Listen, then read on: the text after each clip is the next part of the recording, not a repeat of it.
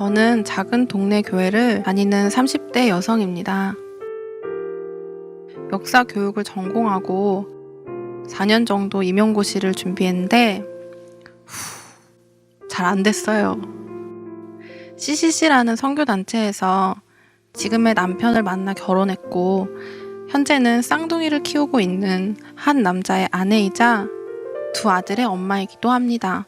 그렇게 아이들을 낳고 정신없이 살다 보니 다시 역사를 공부하고 강의까지 하게 될 줄은 정말 몰랐습니다. 교회에서 어떤 목사님의 강의를 듣게 된 것이 계기가 되었어요. 이승만에 대해 이야기를 했는데 제 안에선 너무 화가 났어요. 제가 배웠던 이승만과는 너무 다른 내용이었고 대한민국 건국에 관한 내용이라고 했지만 이승만의 부정적인 이미지가 계속 마음에 걸렸어요. 이거 뭐지? 내가 이제까지 배우고 공부했던 내용과는 너무 다른걸? 그러면 도대체 이건 뭐지? 이제까지 배운 지식만으로 무조건 거부감을 갖기 전에 선입견 없이 다시 살펴볼 필요가 있었어요. 다시 역사책을 펼치며 대한민국의 역사뿐만 아니라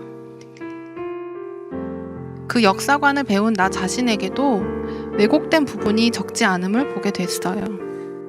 사람들의 인생은 자신이 원하는 대로 되지 않는 경우가 많은 것 같아요. 그리고 한반도의 역사를 되짚어봐도 항상 마음이 아팠어요.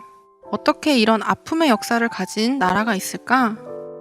특히 일제랑 근현대사로 올수록 이것은 너무 아프다.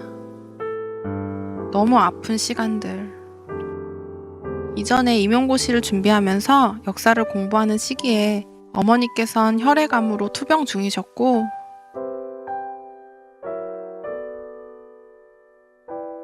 돌아가시게 되는 일을 겪게 되었습니다. 내 인생의 아픔과 한국 역사의 아픔이 겹쳐지면서 하나님이 정말 살아계시면 어떻게 나한테 이런 일을 줄 수 있지? 아니 어떻게 우리나라에 이런 역사를 줄 수 있지?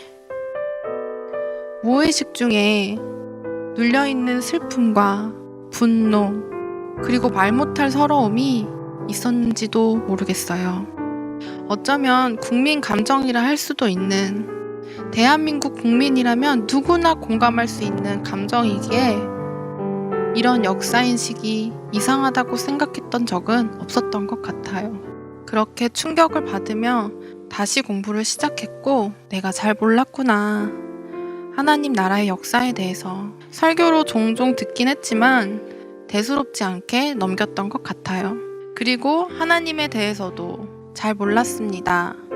이 땅의 민주주의는 서재필과 독립협회를 통해 시작된 것으로 배웠었는데 다시 공부하면서 개신교 선교사들을 통해 기독교와 함께 민주주의 가치가 우리나라로 들어오게 된 것을 알게 되었고 그 교육을 받은 사람 중에 청년 이승만이 있었습니다.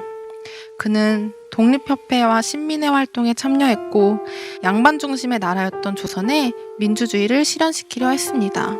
다시 공부하며 몰랐던 사실들을 알게 되었고 강의를 준비하게 되었습니다.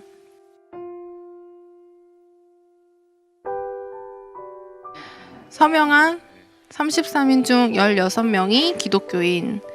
일제의 조사에 의하면 적극적 독립운동 가담자 20%가 기독교인. 당시 조선의 기독교인 비율 1%. 왜 그들은 적극적으로 독립운동에 가담하게 되었는가? 증언과 기록에 의하면 그들은 예수님을 만났다. 이제까지 만나본 적 없었던 예수님을 만났다. 그 예수님을 만나면서 빛을 보게 되었고 그 빛은 자유였다. 이는 개인 구원에만 머무르지 않았다. 빛이 없는 어둠과 억압 속 내 나라의 상황이 다르지 않았고 그런 의식의 변화 가운데 일어난 것이 3.1운동. 이것이 운동에만 그치지 않고 임시정부 수립으로 이어진다. 임시 현장을 보면서 임시정부에 참여했던 기독교인들의 국가 구상을 알 수 있었습니다. 새로 일으킬 나라는 민주공화제 국가여야 하고 권력 분립과 대의제를 추구하며 신분이 없는 사회를 꿈꾸고 종교와 소유의 자유가 보장되며 나아가 신의 의사에 의해 건국하는 국가, 그것이 대한민국의 첫 그림이었습니다. 이전에 공부를 할 땐 알지 못했던 이승만의 모습들도 보게 되었어요.